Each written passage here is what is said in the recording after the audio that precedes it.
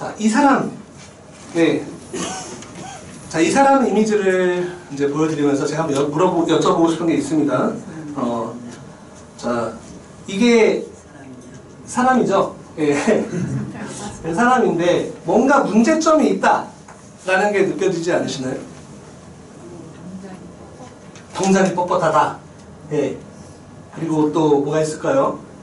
분명히 있습니다. 굉장히 지나치기 쉬운 하지만 잘 보이는 것들. 바지는 요즘 젊은이들 많이 찢어 입고 다닙니다. 저도 가끔 저런 바지 입는데요. 바지가 찢어졌다. 카메라가 다리 위에 올려있지 이게 이상하죠, 그렇죠? 네. 자, 카메라가 실제로는 저렇게 있을 수가 없거든요. 네. 자, 그리고 또 중요한 게 또 한 두세 가지 더 있는데요. 다리가 이 대가 쭉 뻗어서 다리를 통과하고 있다는 느낌이 좀 있죠. 네. 자, 더 뒤에는 아저씨의 걸음걸이가 이상하죠. 네, 왼팔과 왼다리가 같이 나가고 있습니다. 네. 하지만 가장 중요한 건 손가락이 사실 6개입니다 지금. 검지, 중지, 약지, 십지인데 하나 더 있어요 손가락이. 네. 잘 안 보이시죠? 네, 좀 더 확대가 되면 좋을 텐데 여기서 하나, 둘, 셋, 넷, 다섯, 6개입니다 손가락이. 네. 네, 손가락이 6개예요 지금 이 사람이. 물론 이제 저 사람 자체가 육손일 수도 있지만, 네, 저거는 지금 제가 오늘 강의를 하고 싶어가지고, 네, 제가 이제 명령으로 입력을 해서 만들어낸 사람입니다, 저게. 네. 보시면 나이는 20세에서 30세 정도고 한국인 여성이면서 인플루언서다. 인플루언서니까 이제 이런 촬영 장비가 필요한 걸 띄워줬겠죠.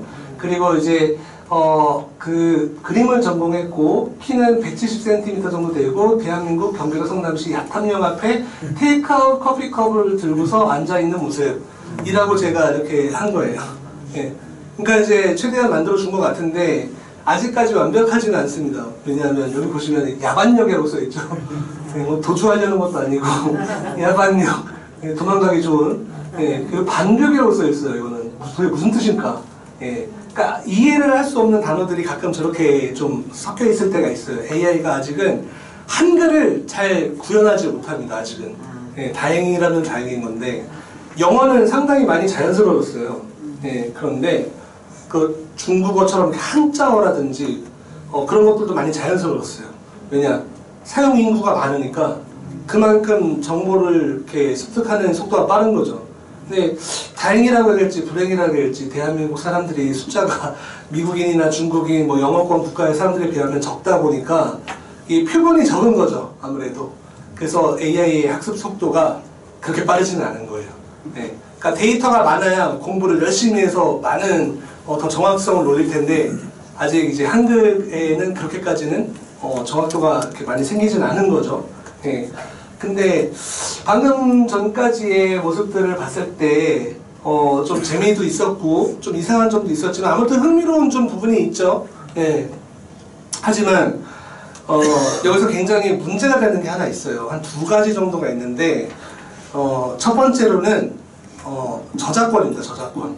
네. 앞서서 말씀드렸던 그 지브리 스튜디오나 또는 이제 그 심슨가족이라든지 이런 전 세계적인 인기를 끌고 있는 작품을 만든 회사 측에서 칼날을 딱 들었어요. 이제 우리가 만든 지적 재산권에 대해서 이 저작권을 침해하는 콘텐츠는 무조건 칼질하겠다. 우리 자료를 쓰지 마라. 이렇게 해서 지금은 챗GPT 프로그램을 이용을 해서 지브리풍으로 그림 만들어줘 해봤자 안 만들어집니다. 만들 수가 없다라고 떠요. 네. 아예 그냥 막아버렸거든요. 전체적으로. 그럴 수밖에 없는 게 회사 입장에서는 그 지브리 스튜디오 회사 입장에서는 본인들이 열심히 만들어놓은 이 콘텐츠를 사람들이 쉽게 만들어낼 수 있다고 했을 때 이제 앞으로 만들어낼 작품들에 대한 어떤 그 경제성이 굉장히 떨어진다. 되게 그렇게 느낄 수밖에 없겠죠. 예. 뭐 디즈니도 마찬가지예요. 디즈니 공주 뭐 겨울왕국 엘사풍으로 만들어줘 이런 것들도 싹 이제는 안 되는 식으로 좀 가고 있죠. 예. 그리고 또 이제 두 번째는 뭐냐면은 초상권 침해입니다. 초상권. 네.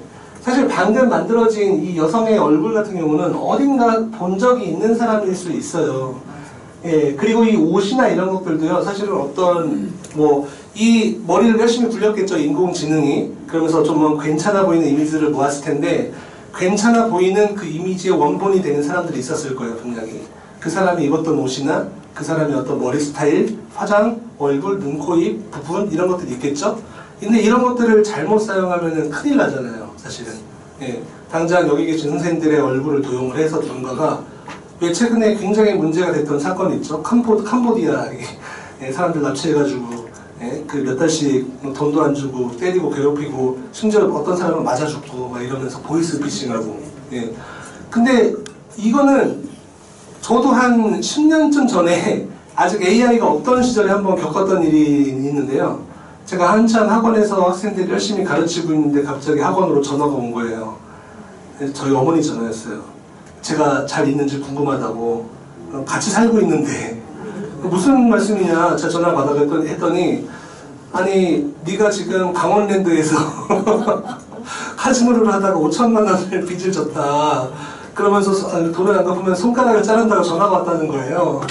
네, 그러면서 옆에서 누가 막 맞고 울고 있는 소리가 들리고, 네, 그래가지고 저한테 학원에 전화를 했다는 거예요. 제가 그때 핸드폰을 집에 두고 나갔었거든요, 사실은.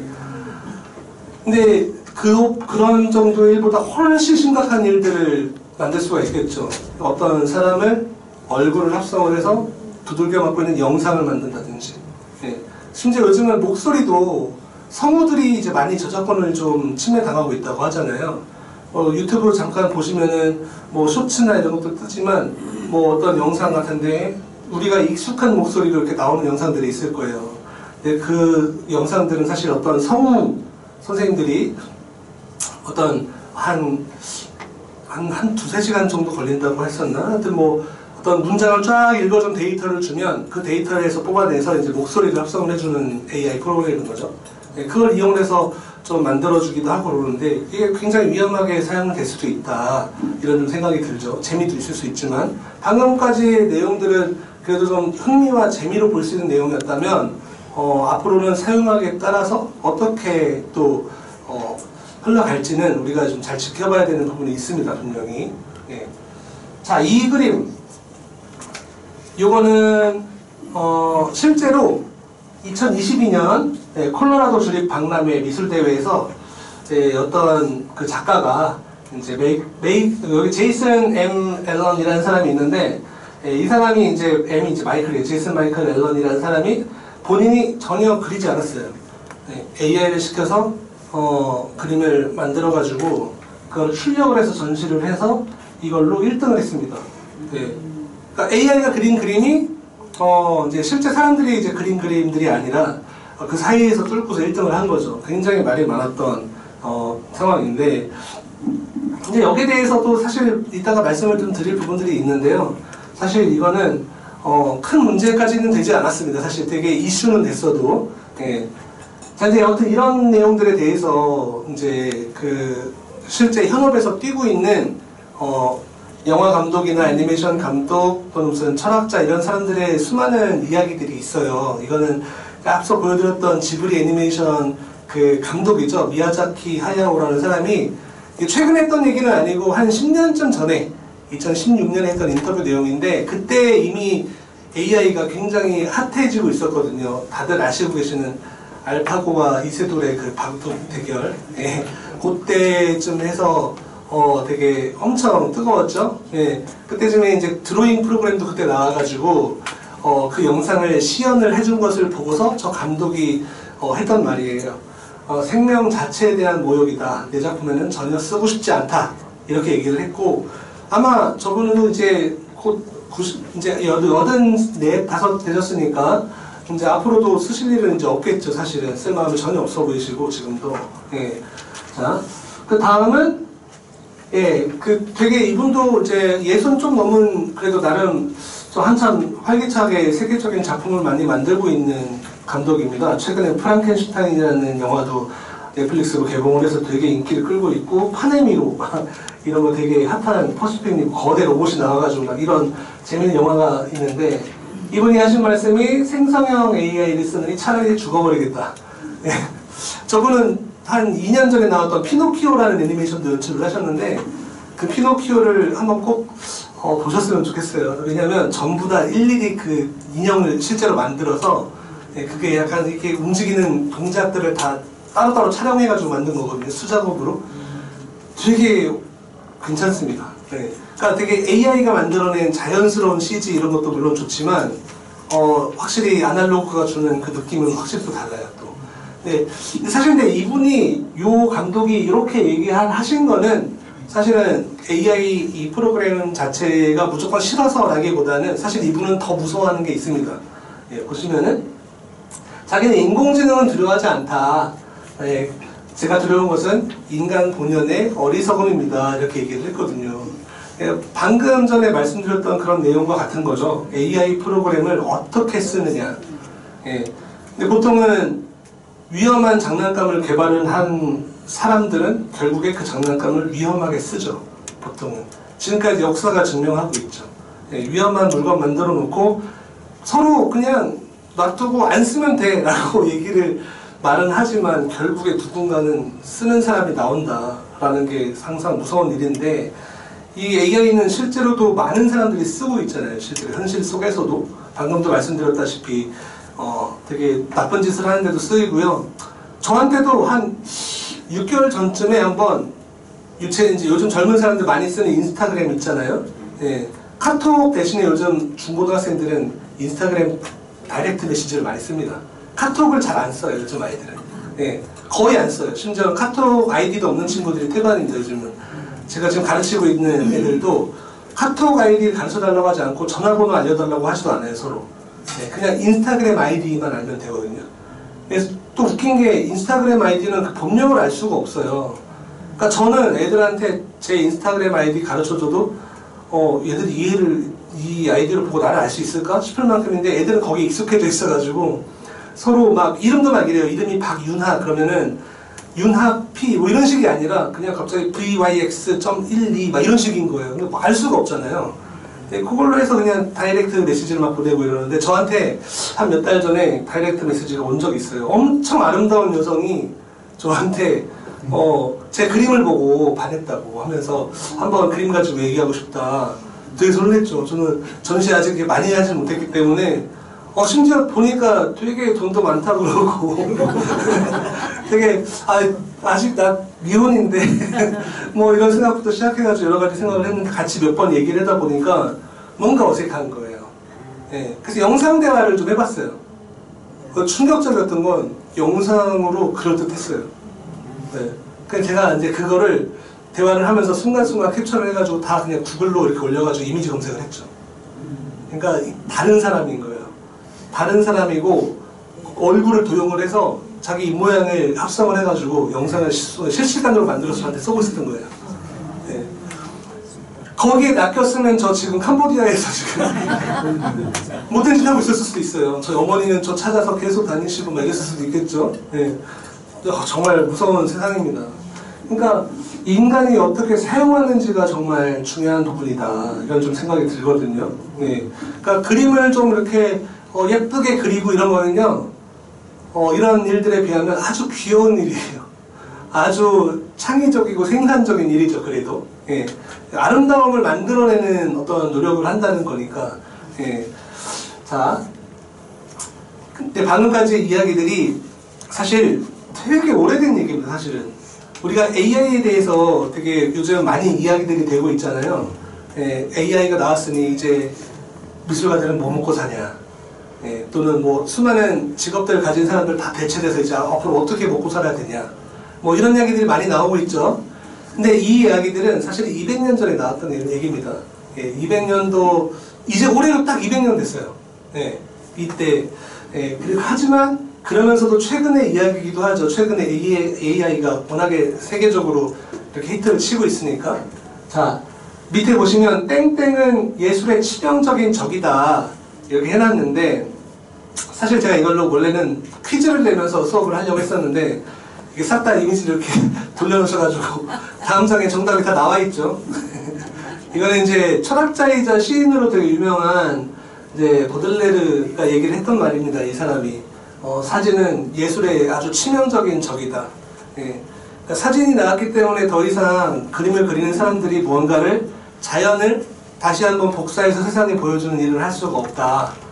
그리고 카메라는 어떤 감정이 없기 때문에 사람 예술가가 바라보는 어떤 세상을 바라보는 그 눈을 전혀 이해도 할 수 없고 생각도 할 수 없지만 결과물은 비슷하게 뽑아낸다. 또는 더 뛰어나게 뽑아낸다. 그러니까 예술이라는 것이 이제는 다 죽을지도 모른다. 이런 이야기를 했죠. 보들레르가. 그러면서 저 사진은 굉장히 마음에 들어있다고 합니다. 예, 당시에 제일 잘 나가던 사진가를 찾아다니면서 자기 사진 찍어달라고 하고. 예. 근데 자 보시면은요. 근데 그렇게 세상을 놀라게 했다는 사진 중에 이게 최초의 사진이에요. 인류 최초의 사진. 이게 정확하게 1826년에 나온 사진입니다. 예, 그래서 횟수로 따지면 올해가 딱 200년째예요. 예, 카메라가 개발된 게 그렇게 오래된 게 아닙니다. 정확하게 200년 됐죠. 예, 요거는 이제 그라의 박 풍경이라는 제목인데 사실 뭐 제목을 붙일 것도 없었죠. 예, 밖에다가 이제 카메라를 설치하고 8시간 동안 촬영을 해서 나온 작품입니다. 저게. 예, 그러니까 초기 카메라는 어떤 상을, 어떤 대상을 이렇게 결과물로 만들어내는데 많은 시간이 필요했어요. 8시간 정도 걸려서 찍은 게 저 사진인데 굉장히 그 정확도도 좀 떨어지고 사실은 그렇게 지금 우리 눈으로 봤을 때는 그렇게 대단해 보이지 않을 수도 있어요. 그런데 당시에 저 사진 처음 나왔을 때 사람들은 충격을 받았습니다. 왜냐하면 저 자연의 모습을 그대로 기계가 흉내낸다는 그 사실 자체가 충격이었을 거예요. 네. 네. 그리고 그로부터 13년 정도 지나면 요게 나옵니다. 네. 확실히 해상도가 좋아졌죠. 네. 이게 1839년에 나온 작품인데 이게 여기에 보시면은 지금 잘 안 보이실 수 있는데 인류 최초의 사진에 등장하는 인물 두 사람이 있습니다. 여기. 네. 보시면은 여기는 하나도 안 보이실 텐데 한 여기쯤에 여기 어떤 구두닦이 소년이 있고요. 구두닦이 소년에게 다리 한쪽을 올린 채 신발을 맡긴 신사가 있어요. 이 두 사람이 지구상의 인류 중에 처음으로 사진에 등장한 인물이에요. 네. 굉장히 역사적 가치가 있는 사진이죠. 네. 그리고 앞서의 사진에 비하면은 확실히 해상도도 많이 높아졌고 이런 디테일들이 많이 보이기 시작했죠. 네. 이게 1830년 되니까 1839년 정도 되니까 아직 신고전주의 정도 되는 미술 시기였을 거예요. 그러니까 굉장히 충격적이었을 겁니다. 사람들에게. 예. 우리가 알고 있는 인상파 그림이나 이런 게 나오기 거의 한 4, 50년 전인 거죠. 예. 그러니까 이미 이때쯤부터는 되게 사람들에게 충격적으로 다가왔어요. 카메라는 이제 미술가들을 다 말라 죽일 거다. 이제는 우리는 예술가들은 뭐 먹고 살아야 되느냐. 뭐 이런 이야기가 나왔죠. 예. 근데 이제 보시면 AI 공포는 현재도 계속되고 있습니다. 예. 그 당시 카메라가 나왔을 때와 좀 비슷한 느낌인 것 같아요. 제가 봤을 때는. 근데 물론 이제 카메라가 나오기 전보다 지금 현재의 기술들이 훨씬 더 뛰어나기 때문에 훨씬 더 그 충격은 더 크죠. 그 전에 카메라가 주었던 어떤 충격이라면 이미지적인 충격이었잖아요. 저 사진을 저 어떤 상황을 이렇게 똑같이 그려낸다는 사실에 충격을 받았다면 지금은 우리 삶 전체에 굉장히 큰 영향을 끼칠 수 있는 부분이니까. 네. 자 보시면은 AI 확산 때문에 취업이 더 어려워진다 이런 뉴스가 바로 3일 전에 떴어요. 네. 그리고 연세대학교에서 집단 커닝을 했다. 챗GPT를 이용해가지고 이게 이제 비대면 이게 수업으로 이제 시험을 보던 거에서 한 170명 정도 걸렸다고 하더라고요. 네. 아니, 근데 이제 그게 170명은 일단 처음에 초기에 알려졌던 인원이죠. 나중에 이제 혐의자가 딱 좁혀졌을 텐데 아니 지성의 전당인 대학에서 또 고려대학교를 제가 나왔기 때문에 굉장히 실망스럽더라고요. 네.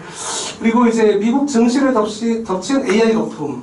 그러니까 AI 거품이 뭐냐면 AI 관련된 주식이 굉장히 올랐다가 떨어졌다가 뭐 이러면서 굉장히 뭐 많은 거품론 때문에 돈이 빠지고 뭐 올라가고 별 문제가 다 있거든요.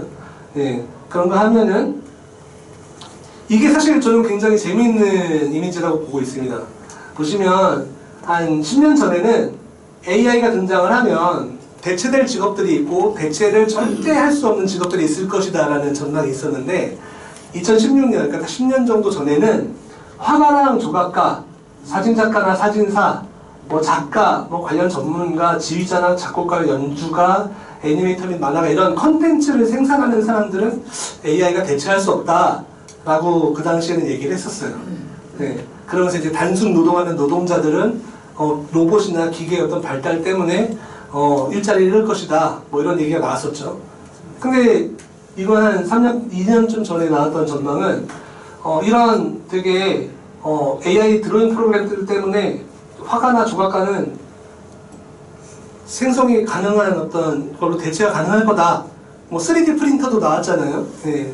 이미지를 3D로 만들어주고 막 실제 또 조각물로 만들어주니까. 예. 그리고 또 이제 사진작가나 사진사들도 합성을 통해서 이제 하는 작업들은 이제 AI가 다 해줄 거다. 뭐 작가들도 뭐 텍스트, 그러니까 글 작가들도 이렇게 챗GPT로 만들 수 있다. 뭐 얘기가 나오기도 하고 요즘 보면은 AI가 만든 노래들이 있어요. 목소리도 사람 목소리처럼 AI가 돼요. 그래서 그렇게 해가지고 AI로 생성한 노래들이 요즘 꽤 많은데 저도 가끔 좀 들을 때가 있어요. 생각보다 굉장히 훌륭하게 잘 만듭니다. 네. 그리고 만화도 요즘 이미지 생성 AI로 다 만든다. 이런 식으로 바뀌었죠. 10년 사이에 전망이. 그러니까 저는 재밌다고 생각하는 게 뭐냐면 이게 또 앞으로 어떻게 바뀔까 저는 궁금하거든요. 왜냐하면 저는 절대 저렇지 않을 거라는 걸 확신이 있어요. 네.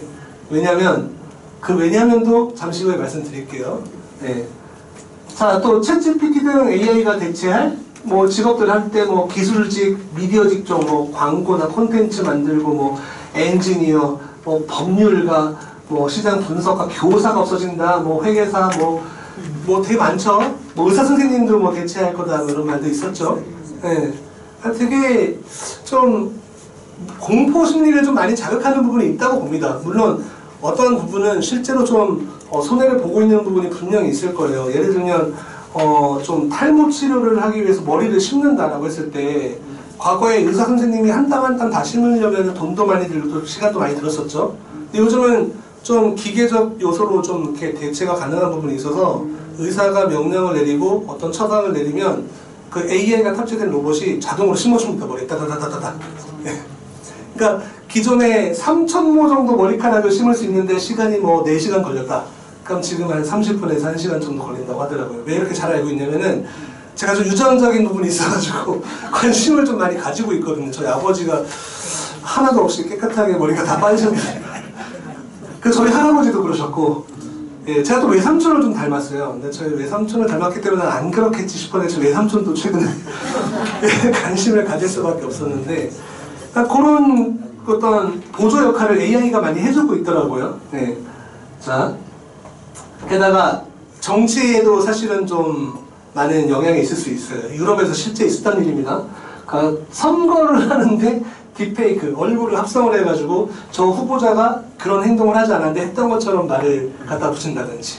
그래서 가짜 영상까지 저 후보가 사실은 사퇴했다 이런 가짜 영상까지도 만들고 예, 거기다 이제 해킹 예, 그래서 이제 뭐 이외에도 굉장히 숱하죠. 뭐 무슨 군사 정보들 요즘 드론 날려서 뭐 하고 이렇게 물리적으로 보는 걸 넘어서서 되게 많은 공포스러운 일들이 분명히 일어나고 있습니다.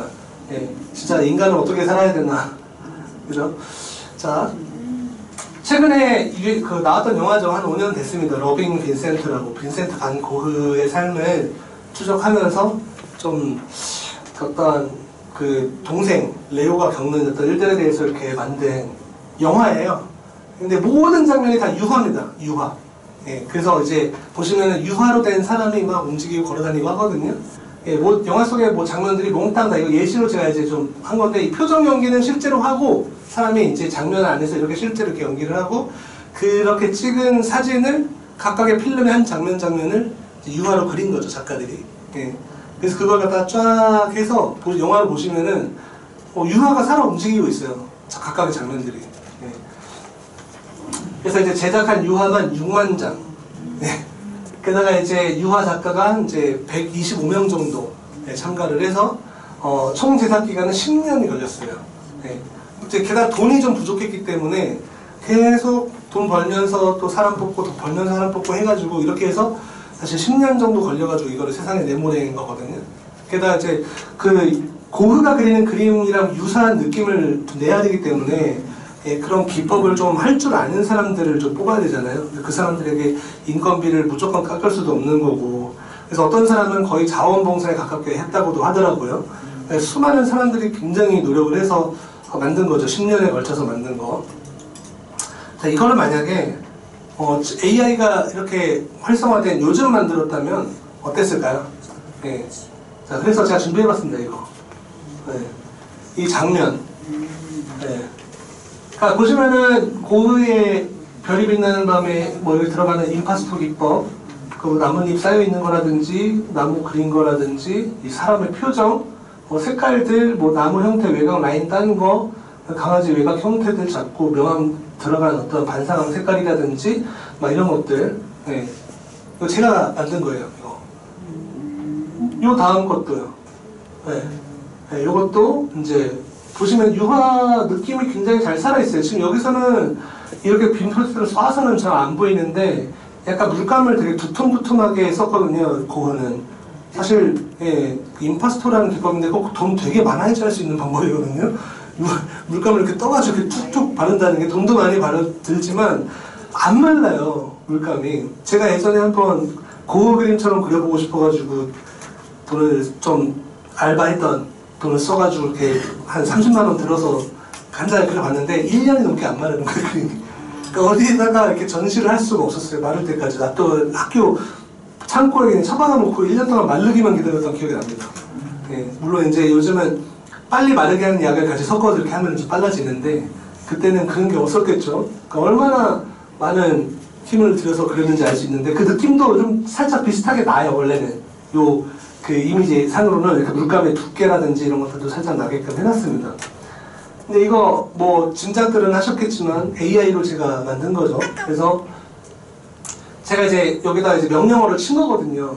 50대 한국인 남성이고 점심시간이고 가을이며 공원에 벤치에 앉아있고 벤치에는 먹다 남은 샌드위치가 있고 고개를 숙이고 있다. 그 앞에 하얀색 레브라도 리트리버 강아지가 앉아있고 빈센트 반 고흐의 그림과 비슷한 표현 방법으로 그려줘. 1분 걸렸습니다. 1분. 네. 그래서 이 하나가 꼽혀서 나오는데 1분 걸렸어요. 네. 6만 장을 만약에 이렇게 한다 그러면 6만 돈이 걸리겠죠. 네. 6만 돈이라고 치면 10년에는 한참 모자란 시간이 되겠죠. 네. 1분이 1시간이 60분이니까 네. 1시간에 10번 하면 600분. 그러면 뭐 한 1000시간이면 그릴 수 있다, 만들어낼 수 있다는 거죠. 구성만 잘 해놓으면. 1000시간이면 기다려봐야 일주일 정도 되는 거 아닌가요? 그죠? 그러니까 뭐 한 달, 두 달 정도 되는 기간이겠죠? 10년의 기간을 한두 달로 압축을 할 수 있다는 거예요. 네. 그러면은 이 많은 이 인원을 쓰는데 든 돈 아낄 수 있겠죠. 10년 아낄 수 있겠죠. 네. 거의 9년 10개월을 아낄 수가 있는 거니까. 그죠? 네. 기획이나 이런 것들만 이제 하면 되는 거겠죠. 그러면 감독이나 디렉터가 아닌 또는 뭐 아트에 대한 어떤 책임자가 아닌 사람들, 단순하게 이렇게 따라서 그리는 사람들은 채용을 할 필요가 없는 거죠. 네. 그러니까 비용상의 문제로 이런 식으로 만들어낼 수가 있다는 거겠죠. 선생님, 근데 그 네. 영화는 언제서부터 언제까지 10년 동안 했어요? 아, 그 영화는 처음에 기획부터 실제 제작까지는 5년 정도 들었습니다. 네. 근데 실제 제작 기간이 있잖아요. 정말 이렇게 오퍼레이팅하는 기간이 한 5년 정도. 네. 예. 그러면 시작이 언제고 끝난 게 언제? 시작이 2005년 정도고, 2007, 8년 정도고요. 이게 영화 나온 지 한 5, 6년 됐거든요. 예. 그러니까 비교적 최근입니다. 그래도. 네. 그러니까 어떻게 보면은 끈물을 잘 탄 거죠. 예. 요즘 만들었다 그러면 저런 식으로 노력을 하지 않았을 테니까. 예. 꽤 인기가 있었습니다. 근데 이렇게 창작을 드리는데 걸린 시간들보다는 훨씬 더 많은 시간을 썼었던 거죠. 그렇죠? 하지만 저는 이제부터 드릴 말씀이 되게 중요한데요.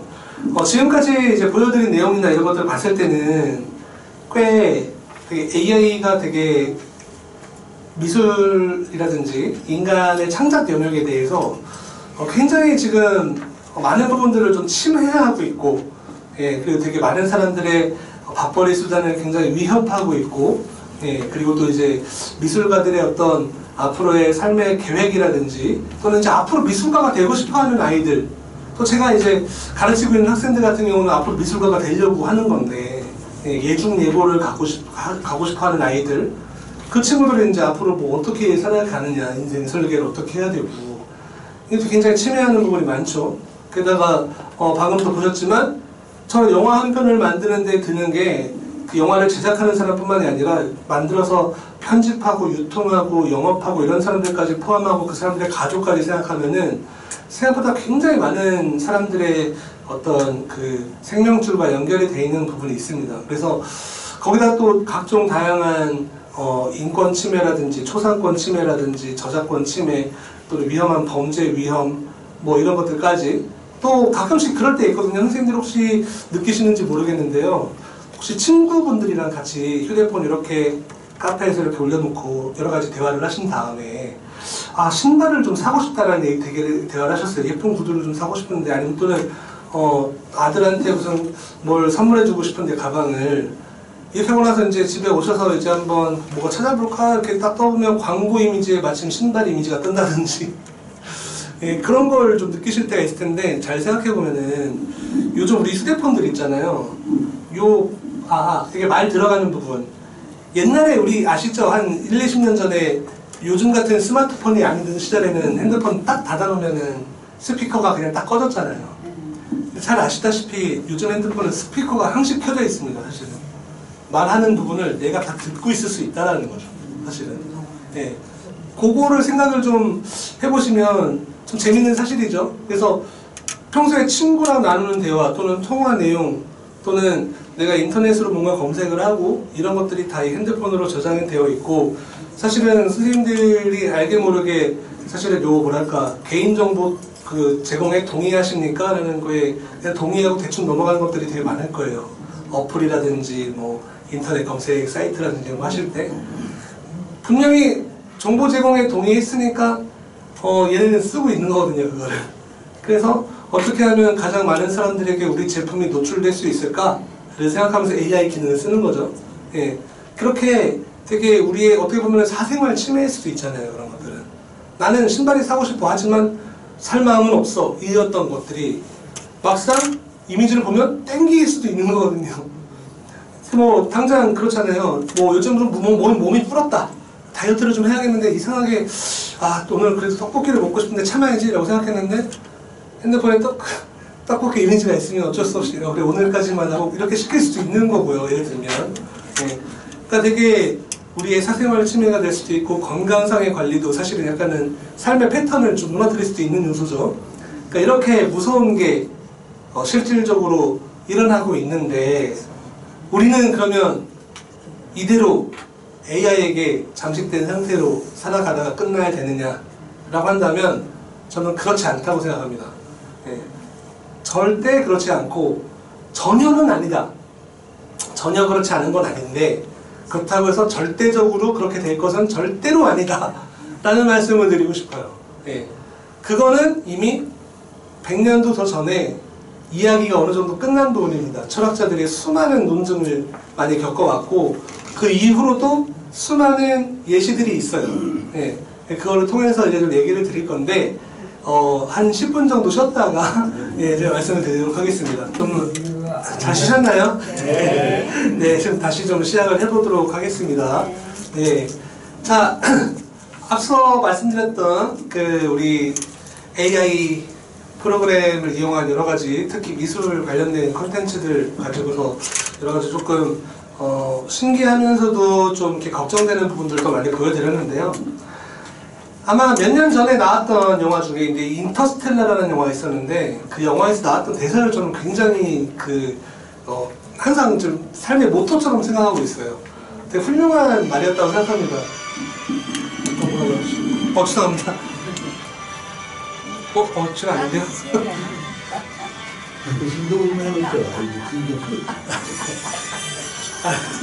제가 원래 수업을 하거나 강의를 할 때는 항상 핸드폰을 비행기 모드로 해놓거든요. 혹시 깜빡했나 싶었는데 제 벨소리랑 좀 비슷하셔가지고. 예. 자, 아무튼 그 영화 대사 중에 항상 나왔던 되게 중요한 키 포인트 같은 말이 있었어요. 우리는 항상 방법을 찾을 것이다. 언제나 그래왔듯이 라는 말이 있거든요. 그리고 한 3년쯤 전에 대한민국에 엄청나게 광풍을 딱 불어왔던 유명한 말이 있습니다. 저는 그 말이 참 유행했을 때 너무 좋았어요. 어떤 말이냐면 중요한 것은 꺾이지 않는 마음. 저 그 말 유행할 때 굉장히 기분이 좋았습니다. 왜냐면 그 해 초에 되게 나쁜 말이 유행했었거든요. 자살하면 그만이야 라는 말이 되게 유행을 했었어요. 젊은 사람들 사이에서. 예. 그러니까 약간 좀 삐에로 같은 이미지가 이렇게 있어가지고 그 위에다가 자살하면 그만이야 이런 식의 말이 유행을 한 적이 있었거든요. 그 해에 제가 굉장히 걱정을 많이 했었는데 그 해 하반기쯤에 이제 어느 순간 중요한 것은 꺾이지 않는 마음, 중꺾마라고 해서 이렇게 줄여가지고 애들이 좀 많이 쓰기도 하고, 또 그 다음 해인가에는 우리나라 국가대표 축구 선수들이 월드컵에서 이제 16강도 진출하면서 태극기에다가 쫙 펼쳐가지고 중요한 것은 꺾이지 않는 마음 이렇게 써놨었거든요. 저 그때 굉장히 좋았던 기억이 납니다. 긍정적인 마인드가 이렇게 세상에 펼쳐져 나가는 게 너무 좋았던 기억이 나는데, AI에 대한 공포는 좀 과장된 감이 있어요, 솔직히. 예, 전 그런 좀 생각이 듭니다. 예, 과거에 아까 말씀드렸던 카메라가 나왔을 때 미술가들은 정말 세상이 커지는 줄 알았을 거예요. 정말 이제부터는 우리 뭐하고 살아야 되나 라는 생각이 들었겠죠. 예, 하지만 우리 선배들은 찾아냈습니다. 예, 우리 훌륭한 외젠 들라크루아 선배, 마그리트 선배, 예, 기수 차이는 많이 나지만 예, 그런 분들이 많이 찾아냈는데, 여기서 이제 땡땡땡은 AI에 대항할 인간만의 무기다. 이거는 제가 엊그저께 좀 어떤 칼럼에서 며칠 전에 보면서 되게 와닿는 말이어서 해놨어요. 그러니까 새로움은, 예, 왜냐하면 사람들은 지루함을 쉽게 느낍니다. 예, 아까 제가 이제 어떤 선생님께 너무 사람을 우습게 생각하면 안 된다. 사람이 그렇게 만만한 존재가 아닙니다, 인간이라는 게. AI가 우리 밥그릇 다 훔쳐가고 있는데 이렇게 이거 가져가면 안 돼. 가만히 있으면 그게 사람인가요? 어떻게든 다시 찾아오려고 노력을 하고 내 밥그릇 뺏기지 않으려는 게 사람이잖아요. 인간이 원래 본성이 그렇습니다. 게다가 지루하고 진부한 거 싫어하죠. 예. 그러니까 보면은 AI는 아주 기계적으로 이미지를 뽑아내요. 어떤 단어들을 쫙 줬을 때. 근데 저도 이제 AI 이용해서 제 작품을 할 때도 많거든요. 그러니까 제가 AI를 실제로 시킨다는 게 아니라 제가 굳이 찾지 않아도 될 거는 AI를 시키는 거예요.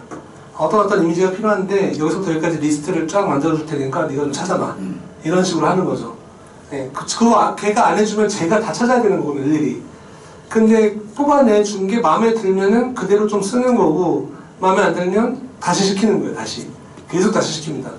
근데 시키면 시킬수록 느끼는 게 뭐냐면 아주 지루해요, AI는. 예, 꼭 어디서 봤던 것들만 골라옵니다. 예, 나중에 수백 수천 개를 보면서 느끼는 게, 야, 이럴 거면 그냥 내가 찾지 라는 생각이 좀 들거든요, 솔직히. 예, 물론 찾아온 이미지나 레퍼런스 이미지들 자료들 이런 게 나쁘다는 얘기가 아니에요. 근데 워낙에 많은 것들을 가지고 그 정보의 바닷속에서 사람들이 가장 많이 찾는 것들만 얘가 찾아주다 보니까 이제 지루한 거죠. 예. 그래서 보시면 AI가 생성한 수억 개의 완벽한 문장과 이미지 앞에서 야, 이건 진부하다, 야, 이건 별로야, 아, 왠지 모르게 재미없어 라고 선언할 수 있는 능력 자체가 인간만 갖고 있는 능력이라는 거죠. 예. 그래서 사람은 만족을 모르잖아요. 예, 만족할 수 없는 감각, 그리고 새로운 무언가를 항상 원하고 갈망하고 이런 욕구들은 좀 이성과는 상관없어요. 사람의 본성이 그렇습니다, 원래. 예, 끝없는 찾아내고 욕심부리고 개척하려고 하고 이런 인간의 본성이 있죠. 그거를 만족시키기가 힘들어요, AI가. 예, 특히나 이제 어느 정도 수준에 올라가 있는 사람들 눈에는 전부 다 불만족스럽습니다, 정말로. AI가 뽑아낸 이미지들은. 예, 그래서 인간은 언제나 새로움을 갈망하기 때문에 AI가 그렇게 다 찾아내주고 해준 데는 한계가 있다는 거죠. 예, 그리고 또 이제 그런 게 있거든요. 그러니까 되게 뭘 찾아보라고 시키면은 AI는 그냥 기존에 없던 조합을 찾아내는 게 아니라 있던 조합을 있던 결과물로 만드는 거거든요, 계속. 예. 그래서 가끔씩 AI가 제시하는 답변에 실망할 때가 있어요. 그리고 AI는요, 생각보다 거짓말도 많이 합니다. 네, 진짜 거짓말 많이 해요. 네. 어떤 정보가 이렇게 좀 애들한테 설명해 줄 게 필요해가지고, 제가 그때 좀 시간이 없었어요. 그래서, 애들한테 설명해 줄 자료가 필요한데, AI한테 맡겼죠. 챗GPT를 통해서. 그래서 이제 검수를 한번 했어요, 제가. 완전 엉망진창인 거예요, 진짜 내용이. 그래서 다시 시켰죠. 한 10번은 다시 시켰는데, 그 시간에 나중에 생각해보니까 제가 그냥 쓰면 되는 거였더라고요. 거기다가 플러스로 최근에 저희 학원이 제가 지금 이제 일하고 있는, 그러니까 작업도 하지만 제가 또 이제 학원 일도 하고 있거든요, 대치동에서. 애들을 다 붙였어요. 한 명도 안 빼놓고, 전부 다. 그래서 한번 대박을 냈죠. 근데 거기에다 이제 광고를 좀 올릴만 하잖아요. 이제 그런 뭔가 성과를 냈으면. 그래서 저희 실장님한테 부탁을 했어요, 저 원장님이. 예, 좀 이렇게 그 멋들어진 좀 내용을 써서 블로그에 좀 올려줘라고 했는데, 제가 어저께 내용을 보니까 한심한 거예요. 진짜 말도 안 되는 단어들이 막 써 있어요. 예, 말이 안 되는 걸 떠나서 도대체 무슨 소리를 하는지 모르겠는 거예요, 내용들을 딱 봤을 때. 그래가지고 실장님 혹시 챗GPT 사용하셨나요? 그러니까 챗GPT 사용했대요. 왜요? 시간이 너무 없었대. 그 검수는 하셨어요? 했는데 괜찮아 보였대. 제가 다시 한번 봤거든요. 처음부터 끝까지 하나도 말이 안 되고 진심이 전혀 안 느껴지는 거예요. 선생님들이 어떤 노력을 했고, 애들은 뭘 원했고, 뭐 어떤 게 있었고, 이런 거에 대한 설명이 이만큼도 없고, 그냥 입에 발린 말들 있죠. 예. 그냥 어디 그냥 돌아다니는 말들. 그러니까 되게 그런 것들 때문에 굉장히 실망한 적이 있거든요. 그리고 또 근데 잘 쓰면 더 좋기도 합니다. 제가 선생님들도 혹시 가능하시면 해보시면 좋겠는데, 코디라는 거 있잖아요. 코디. 코디를 할 때, 그날 어울릴 내 얼굴에 맞는 옷을 고르는 거 있잖아요. 되게 힘들 때 있습니다, 가끔씩. 또는 어떤 쇼핑몰에서 옷을 사고 싶어요. 옷을 사고 싶은데, 이 옷이 내 체형에 맞을까? 내가 이걸 입으면 막 괜히 어깨 늘어지고 막 이러는 거 아니야 싶을 때 있어요. 그럴 때 내 신체 정보를 쓰는 거죠. 키 몇이고, 어느 정도 팔다리 길이를 갖고 있고 이런 건데, 피부 색깔은 이렇고, 내 얼굴은 이래. 그러면 이 옷이 나한테 어울릴까? 어느 정도 사이즈를 사야 될까? 이렇게 쳐보면 꽤 정확한 정보를 알려줍니다. 또 그런 거는 괜찮은데 의외의 곳에서 배신을 당하곤 하죠. 그렇게 주문한 옷이 실제로는 달라요. 그 사람이 사기를 치면 어떻게 할 수가 없어요.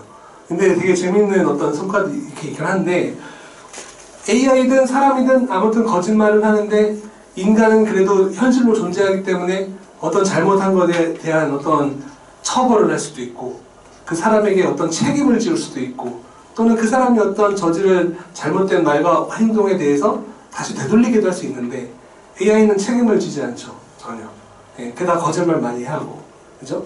그런 것들 때문에 실망할 때가 생각보다 많이 있고요. 결과물들도 굉장히 공허한 것들이 많아요. 이게 당장은 그냥 봤을 때 재미있고 신기하니까 그 신기함에 압도돼서 그게 과연 좋은지, 그게 정말 신기한 걸 떠나서 그게 정말 좋은 작품인지, 이런 거를 볼 수 있는 어떤 눈을 가지고 있는 사람이라고 한다면 생각보다 무섭지 않습니다, AI. 그냥 그림이에요, 그냥. AI가 만들어내는 것들은. 근데 그런 거에 좀 너무 쉽게 사람들이 겁을 많이 먹는 부분들이 있지 않나라는 좀 생각이 들고요. 활용하기에 따라서는 진짜 너무나 좋은 조수 정도의 어떤 도구 정도가 되는 거지, 이게 인간을 대체할 수는 없다라는 좀 생각이 저는 많이 듭니다, 사실. 그리고 실제로도 우리 선배들, 뭐 특히 이제 동양화 쪽에서도 그런 일들이 있었거든요, 과거에. 그 카메라적인 개념을요, 사실은 묵자라는 분이 계시잖아요. 예, 그분도 알고 있었어요, 사실은. 그 어떤 실험을 했던 내용까지도 있습니다. 그러니까 어떤 넓은 공간에서 좁은 공간을 향해 구멍을 뚫어놓고 주위를 어둡게 만들어 놓으면 이 바깥쪽에 있는 풍경이 정반대로 거꾸로 비쳐 보이는 상이 맺히는 현상이 있거든요. 그게 바로 카메라 원리거든요, 사실은.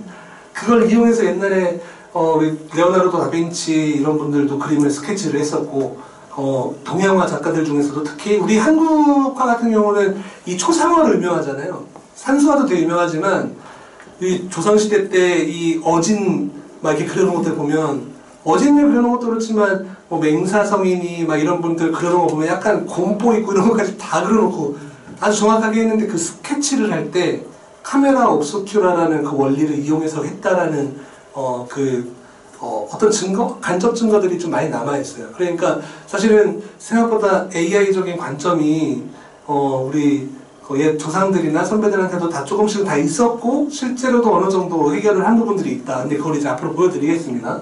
예.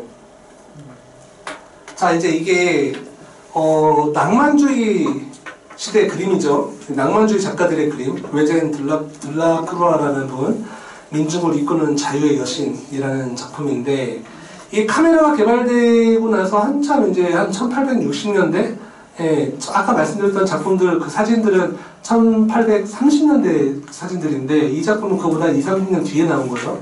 예, 거의 비슷한 시기에, 예, 이제 그림을 좀 그린 분인데, 이 낭만주의 그림은, 좀 보다 보시면 느끼게 되실 텐데요. 기존에 개성되고 발전되어 오던 그림이랑 확연히 다릅니다. 보시면은, 이 왼쪽에 나폴레옹 그림 이런 것도 유명하죠. 다비드, 장작 다비드라는 분이 그린 그림인데 아주 기계적이고 정확해요. 그림이. 근데 물론 이제 약간 좀 꾸며진 느낌도 있고 나폴레옹이라는 사람은 그 다비드라는 작가가 너무 처음에는 숭상했었기 때문에 좀 찬양하는 마음을 가지고 그려서 조금 이렇게 신화적으로 좀 그려진 부분이 있긴 하지만 이 사진에 좀 이렇게 이게 좀 이렇게 화질이 좀 잘 안 나와서 그런데 아주 요즘으로 따지면 AI가 그린 것처럼 아주 정교하고 정확합니다. 네. 그리고 오른쪽에는 이 신고전주의, 이 둘 다 이제 신고전주의 작가들인데, 앵글이라는 분이 있어요. 그분이 이제 작품들이 되게 많지만, 그 중에서도 저는 이 기계적인 표현의 끝을 달리는 그림을 한 장을 좀 이렇게 한 거거든요. 이게 여기서는 잘 안 보이는데, 이게 전부 다 일일이 다 그려진 거예요. 하나하나 다. 게다가 실제 같잖아요. 그러니까, 이런 정확하고 정교하고 진짜 완벽하게 그 실제랑 똑같은 느낌으로 그릴 만큼 1800년대 그 회화는 거의 사진에 가까운 기능적인 기술적인 완성도의 끝을 달리고 있었어요. 네, 그 시기에 이제 카메라가 나온 거죠. 네. 그리고 요것도 사진이 아니라 그림입니다. 부그로우라는 사람이 그린 그림인데 요분도 신고전주의 화가로서 이 작품을 보면은 눈앞에 살아있어요. 그냥 사람이 이렇게. 네. 게다가 아주 아름답게 잘 그리는 작가인데, 이 괴물 같은 실력의 신고전주의 화가들의 어떤 대립을 했던 사람들이 이런 낭만주의 화가들이거든요. 이 다음에 보시면은, 나올 텐데. 자, 이 그림은 이 이후의 그림들하고 좀 다르죠. 여기 있는 그림들이 아주 괴물 같은 사실성과 이런 기술적인 완성도에 비해서는 물론 이제 잘 그렸지만 약간 느낌적으로 봤을 때 막 선들 막 날리고 막 좀 감정을 막 실어서 막 던지고 막 이런 부분들이 많이 보이기 시작합니다. 이때의 그림들부터는. 네. 자, 이걸 왜 말씀드리는 거냐면요. 현대미술이 바로 그런 식으로 탄생을 한 거기 때문에 그래요. 네. 그러니까 카메라가 발견이 되고 발명이 되고 앞서 보여드렸던 다비드나 앵그르 그림처럼 완전 진짜 사실에 가깝게 그리고 똑같이 그리던 것들은 이제 카메라한테 역할을 넘겨주게 된 거죠. 예, 그렇게 되면서 화가들이 실망을 하고 절망하고 이랬던 게 아닙니다. 사실 작가들은 늘 항상 마음속에 갈망이 있었어요. 시키는 대로 그리는 그림 그리고 싶지 않은 거. 예, 그 우리 인류 역사를 전체를 통틀어 봤을 때 미술의 역사를 보통 한 3만 년 정도라고 생각을 하거든요. 언제부터라고 생각을 하면 뭐 빗살무늬 토기에 막 뭐 이렇게 패턴 새기고 막 이러던 거. 예, 그것도 미술이잖아요.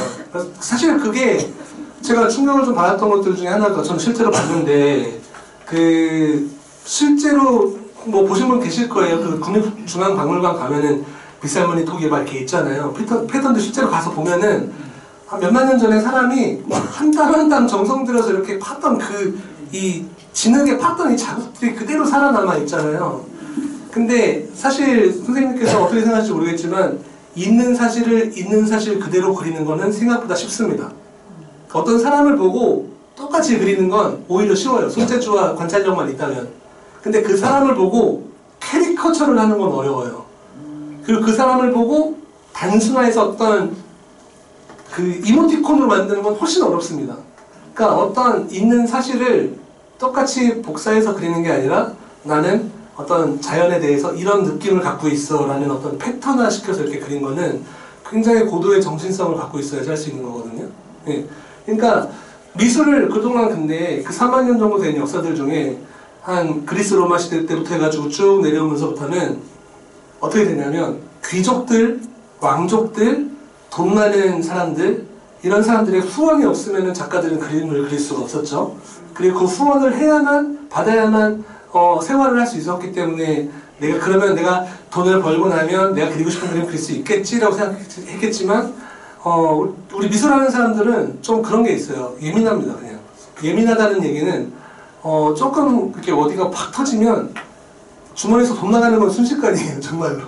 그냥 뒤를 생각 안 하는 사람들이 좀 있습니다.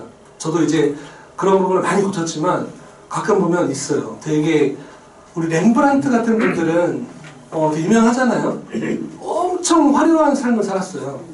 제가 그냥 제일 유명했고 근데 말년에는 돈이 하나도 없어가지고 비천하게 돌아가셨거든요.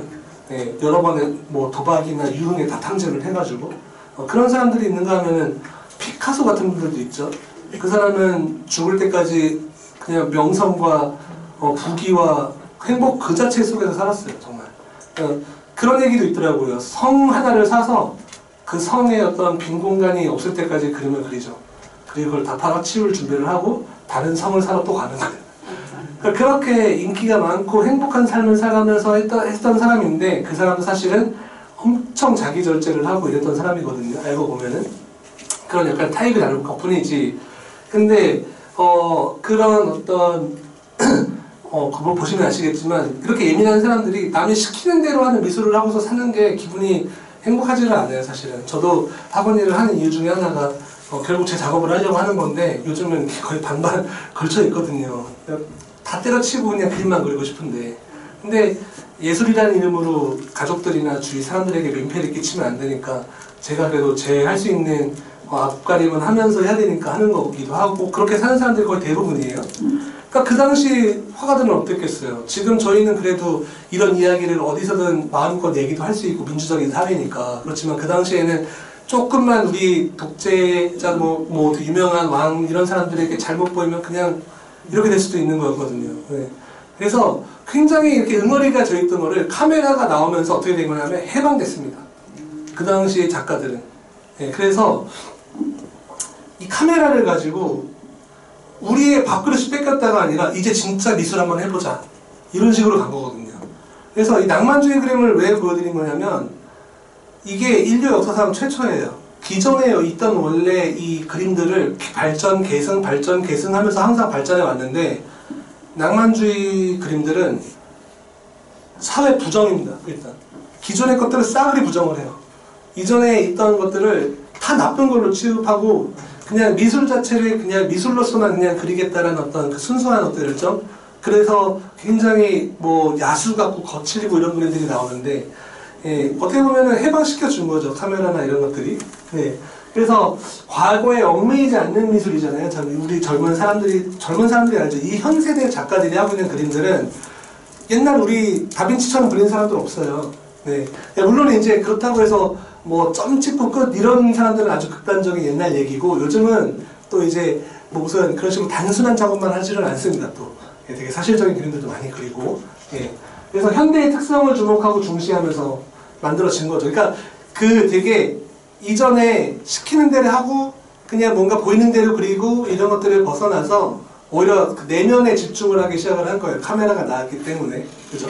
그래서 카메라는 더더욱 좋아졌죠. 그 이후로도 계속 발전을 했습니다. 지금 요즘 카메라는 아까 처음에 보여드렸던 거랑 완전히 다르죠. 요즘은 심지어 가볍잖아요. 이렇게 있어가지고 아무 데서나 툭 찍어도 되고. 그죠? 근데 좀 재밌는 현실은 선생님들 이런 생각 안 해보셨나요? 처음에 디지털 카메라 나올 때 필름 회사가 망할 거라는 생각을 해보신 적 있으시지 않나요? 네. 디지털 카메라 처음 나왔을 때는 필름 회사가 안 망했습니다. 그래도. 그런데 휴대폰에 카메라가 달린 다음부터 이제 필름이 이제 망했죠. 그러면 그 필름 회사는 지금 어떻게 하고 있느냐? 먹고 살고 있습니다. 잘. 의료기기에 들어가는 필름을 만들고요. 또는 그 회사 이름 예를 들어 코닥. 코닥은 필름이 완전히 지금 쫄딱 망했는데 좀 제기를 했습니다. 그래서 최근에. 왜냐하면 사람들은 아까도 말씀드렸다시피 진부한 거 싫어하고 새로움을 찾잖아요. 새로움을 찾는데 이제 디카랑 핸드폰으로 찍는 거에도 이제 진부함을 느끼는 거예요. 그럼 어디로 가느냐? 과거로 돌아갑니다. 폴라로이드로 찍고 또 이제 필름 카메라로 찍고 흑백 카메라로 찍습니다. 과거에 만들었던 필름 그 남은 것들이 요즘 비싸요. 만들고 덜 팔렸던 필름이. 그러니까 왜냐하면 사람의 취향이 일정하지 않기 때문에. 그래서 그걸로도 다시 살아나기도 하고, 코닥 회사 같은 경우는 이름을 이용을 해가지고 옷을 만들어서 요즘 코닥 필름 새겨져 있는 옷들을 팔아요. 그때 내셔널 지오그래픽 막 이런 거 뭐 그 라이센스 받아가지고 부착해서 이렇게 팔기도 하고 막 이러잖아요. 그런 것처럼 살아가는 방법은 다양합니다. 그러니까 그냥 뭐 하나 생겼다고 망하는 게 아니에요. 사람은 어떻게든 살아나가게 돼 있습니다. 그러면서 과거를 거부하는 반고전주의 미학 이런 것들은 아까도 말씀드린 것처럼 최초죠. 낭만주의 이전에는 없었던 겁니다. 뭐 이게 지루한 얘기니까 좀 빨리 설명드려 넘어갈게요. 이런 낭만주의에서부터 이제 파생되고 계속 계승되어 오면서 나온 것들이 이제 이 다음에 이제 나오죠. 이게 인상주의 그림들, 해돋이 실제로 보신 분도 계실 거예요. 저는 이걸 보면서 무슨 생각을 했냐면 진짜 우리가 본다는 거랑 보고 있다라는 감각을 갖는 거랑은 좀 다르구나. 실제로 뭘 보고 있을 때 저렇게 보이는 거랑 어떤 그림을 보고 내가 그 느낌을 느끼는 건 또 다르거든요. 또. 그러니까 사실을 보는 것과 사실감이 느껴지는 것도 다른 거죠. 그러니까 AI가 만들어낸 그림들에서는 아직까지는 저는 그런 감동은 아직 못 받았던 것 같아요. 사실 이런 추상적인 개념의 그림들은 스스로 만들어내지는 못하거든요. AI가. 일부러 사람이 어떤 명령어를 입력하지 않으면 그게 만들어내지 못합니다. 그리고 한때 되게 유행했던 그림들이 있어요. 극사실주의 그림들이 있습니다. 요즘은 관심을 가지시는 분들은 좀 아실 수 있는데 아주 극도로 사실적으로 그려서 사진처럼 그리는 그림이 유행한 적이 있어요. 지금도 아마 그래도 몇 분 유명한 작가들은 계시긴 하는데 지금 시장에서 그렇게 비싸게 안 팔립니다. 미술시장에서. 한때 되게 잘 나갔었죠. 한 몇 년간.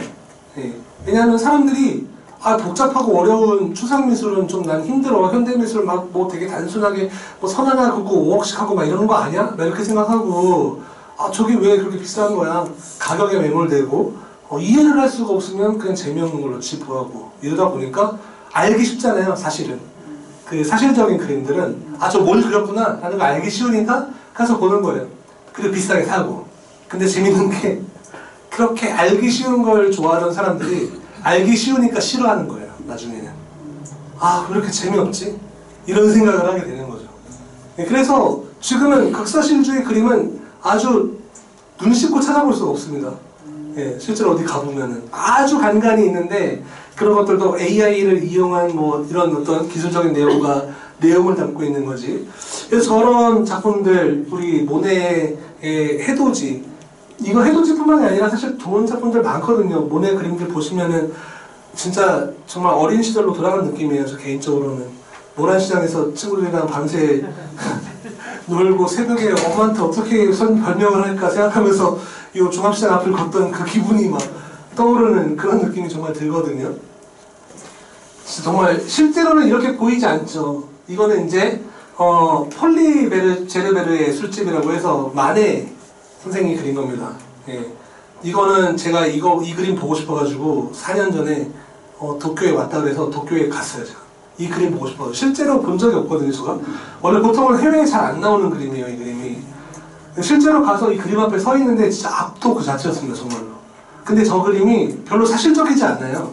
실제 표현은 보시면은 여기 이 사람 서 있고 이 사람의 뒤통수가 여기 있습니다. 여기 뒤에 거울이 있다는 전제인데 이 사람은 그 작가예요. 작가가 사실은 이 사람을 정면에서 보고 있는데 어떻게 여기 표현이 되느냐. 그죠? 그래서 이 층이 되게 낮은 층인데 훨씬 더 낮은 층에 홀에 있는 사람들이 저 뒤에 있고 이게 높낮이도 좀 안 맞고 좀 그러거든요. 근데 사실 선생님들 어떤 대상을 보면은 예를 들어서 장구를 보시면은 장구만 보이지 않나요?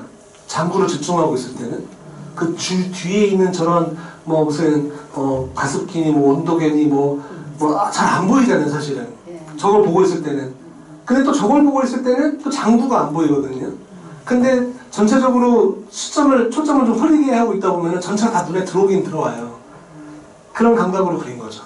네. 그러니까 되게 실물 같은 느낌이 들어요. 저게 보면은 여기 근처 그려져 있는 사람들이 약간씩 어딘가 좀 어긋나 있어요. 그러다 보니까 더 사실 같아요. 그 사실들이 모이면서 머릿속에서 새로운 공간을 형성을 하는 거예요. 그 모나리자 그림도 그렇거든요. 모나리자 그림 잘 보시면은 그 모나리자가 이렇게 딱 두 손 모으고 이렇게 얌전하게 있잖아요. 그 뒤에 이제 그 높낮이가 안 맞는 걸 아실 수 있을 거예요. 뒤에 그 수평선이 지평선이 안 맞아요. 서로 높낮이가 안 맞는데 왜 그런 거냐면 가까이서 일정한 거리를 두고서 보면은 그것 때문에 이 높낮이가 약간 어긋나는 것들 때문에 이 모나리자가 더 양감이 있어 보이는 거죠.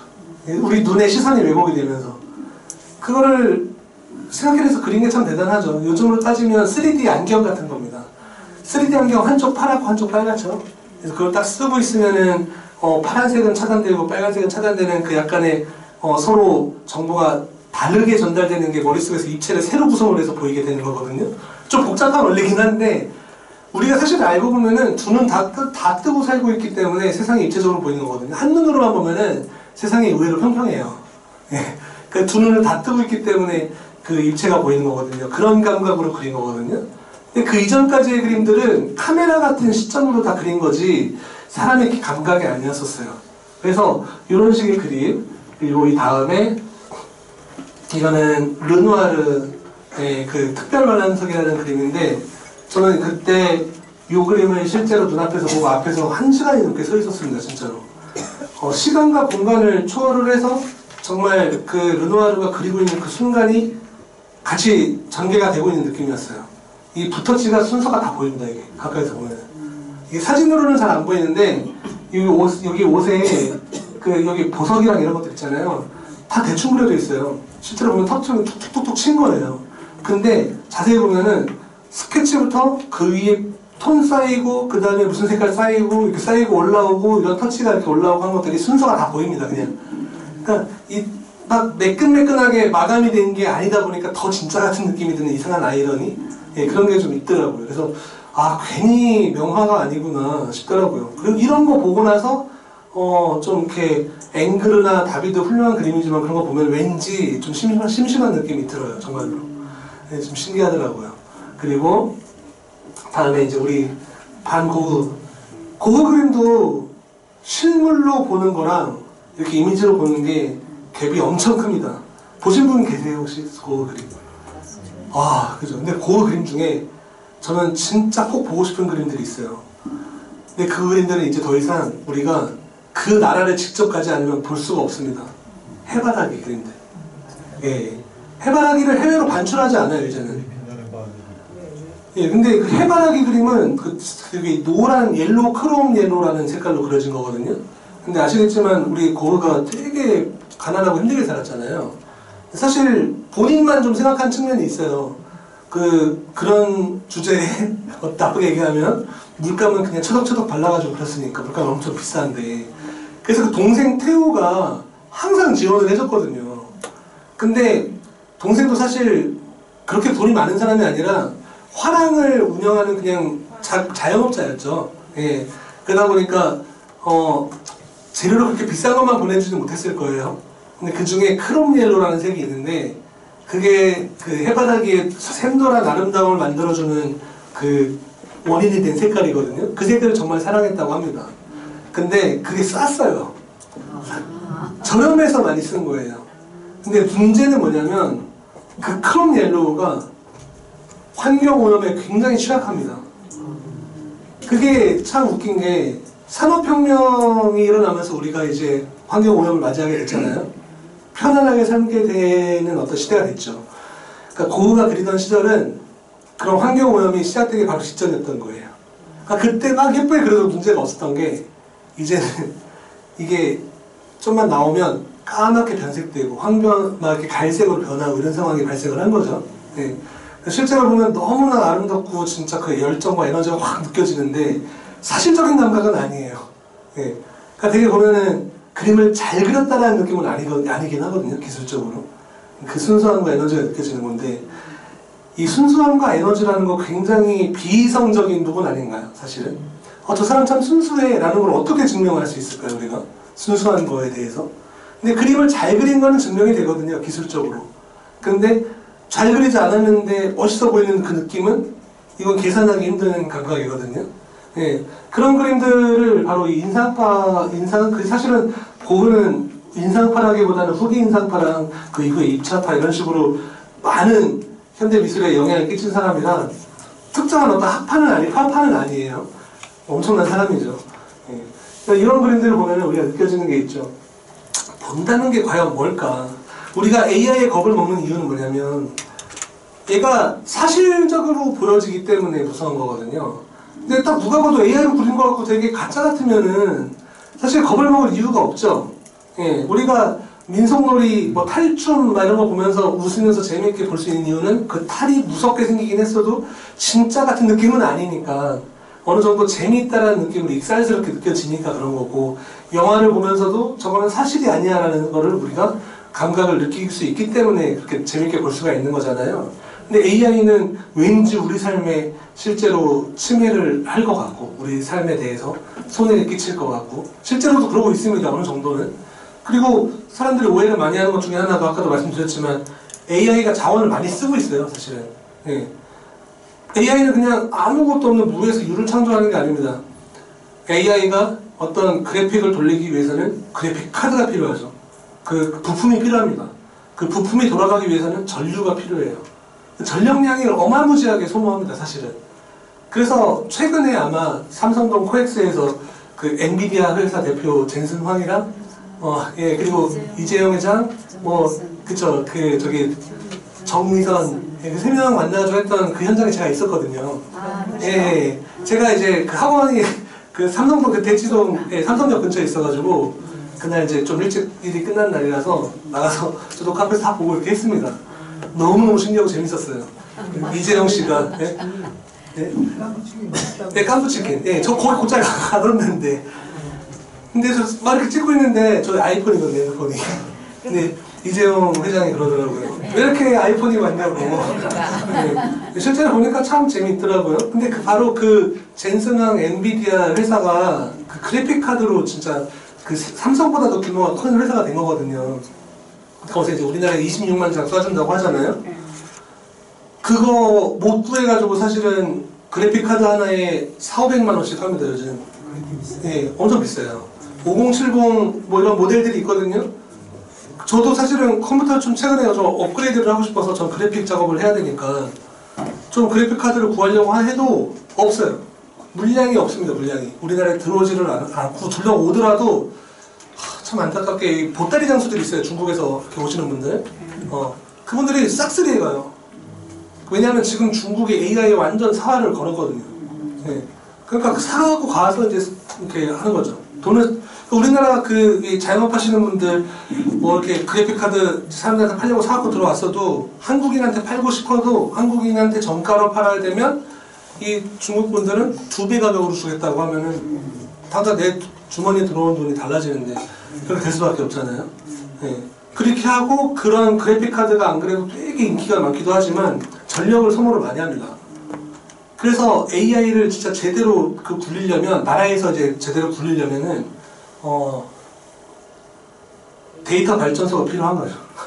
그게 되게 중요한 작업인데, 아무튼 거기에 대해서도 요즘 말 많죠. 그만큼 AI가 되게 생각보다 그렇게 무궁무진하게 자원도 안 쓰고, 뭐 그냥 공짜로 다 만들어서 이런 게 아닙니다. 예. 그러니까, 안 그래도 그런 단점이 있는 앤데, 거기다가 사실적으로 자꾸 이렇게 뭘 보여주고 그러다 보니까 사람들이 혹하는 거죠. 근데 저는 거기에서 사실은 좀 벗어날 필요가 있다라는 생각이 들어요. 자, 여기 이제 제가 본다는 것은 무엇일까라고 제가 이렇게 써놓고 아까도 말씀드렸다시피 뭐 장구를 볼 땐 다른 사물이 안 보이고 뭐 이런 것들 설명드렸었죠. 예. 그 사실을 그냥 보는 거랑 사실감 있게 느껴지는 거랑은 다르거든요. 우리가 만화를 보면서도 왠지 사실감이 느껴질 때가 있고, 뭐 인형극을 보면서도 왠지 사실감이 느껴질 때가 있는 거잖아요. 사실적인 느낌, 그죠? 예, 근데 그림도 마찬가지입니다. 꼭 있는 사실을 똑같이 그려야만 훌륭한 게 아니라 그걸 바라보는 사람이 거기서 어떤 리얼리티를 느끼면은 거기서 감동을 좀 받을 수가 있는 거거든요. 그 왜 그 그림자 놀이라든지 저는 아직도 어렸을 때 유치원에서 어떤 요즘은 그런 거 안 하는지 모르겠어요. 왜 박스 하나 들고 와가지고 인형사 아저씨가 이게 앞에 이렇게 해가지고 이렇게 인형 두 개로 막 다니면서 인형을 막 연기 혼자서 하는 거 있잖아요. 그 어렸을 때 보면서 되게 눈물도 많이 흘리고 그랬던 기억이 나는데 그런 어떤 그게 되게 조악한 어떤 그 완성도를 갖고 있음에도 불구하고 지금 생각하면 되게 사실적이었거든요. 제 느낌은. 그뿐만이 아니라 사람은 감정이 또 있죠. 자, 여기 두 그림이 있는데 이거 전에 보신 적 혹시 있으신 분 계실지 모르겠어요. 이거는 왼쪽에 있는 그림이랑 오른쪽에 있는 그림 중에 어느 게 더 보기가 좋을까요? 보통은 오른쪽이라고 좀 생각을 할 거예요. 그렇죠. 네. 왼쪽에는 어떤 노파의 할머니의 되게 삶에 좀 찌들어 있고 힘든 표정이고, 그렇죠. 자, 근데 관점을 한번 다르게 한번 볼까요? 왼쪽에는 기도하는 손으로 유명한 그 알브레히트 뒤러라는 사람이 자기 어머니를 스케치한 거예요. 예. 그리고 오른쪽에는 우리 피터 파울 루벤스가 자기 딸을 그린 겁니다. 자, 루벤스가 자기 딸을 그리는 그 마음이랑 뒤러가 자기 어머니를 그리는 그 마음을 과연 어느 걸 더 우리가 애정의 깊이에 대해서 저울질을 해볼 수가 있을까요? 뒤러는 굉장히 힘들게 살았거든요. 어머니가 엄청 소중한 존재였을 거예요. 근데 루벤스는 루벤스대로 굉장히 화려하게 살았지만 자식들에 대한 사랑이 끔찍했던 걸로 유명합니다. 나름대로. 그러니까 표현하는 방식이 좀 다른 것 뿐이지, 저는 가끔 보면은 이 루벤스가 그린 이 그림의 어떤 생동감 있는 표현, 이 볼빨간 터치에 눈 반짝이고 입술도 살짝 윤기가 있고 당장이라도 나한테 father 하고 말 걸 것 같고, 예? 뭐 네덜란드 사람이었으니까 뭐 파터 막 이렇게 있죠.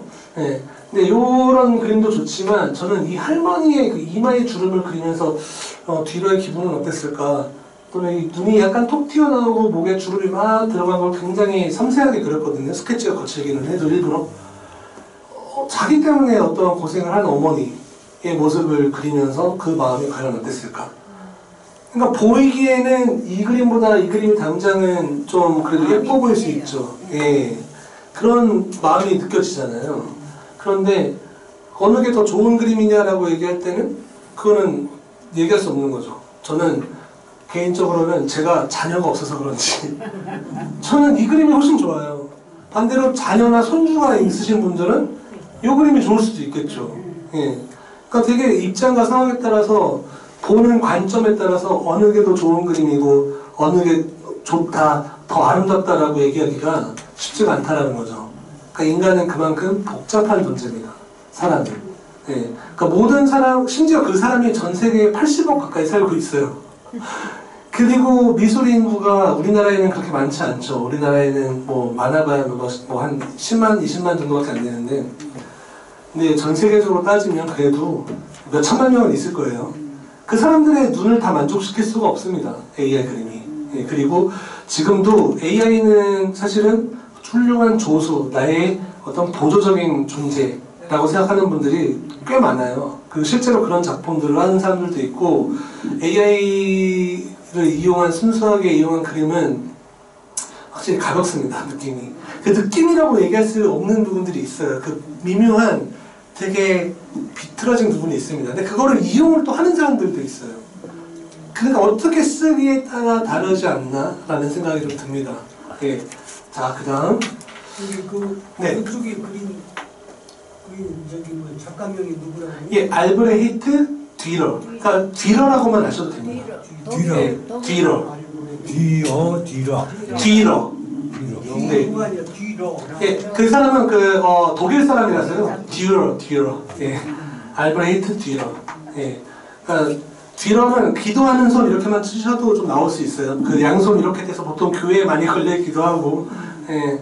근데 사실 그 뒤러 그림은 사실 이런 그림들 말고 그분이 그린 그림들 보면은 엄청난 실력가입니다, 진짜. 예. 그러니까 그런 사람이 또 이렇게 그렸으니까 더 저는 와닿는 게 있는 거예요.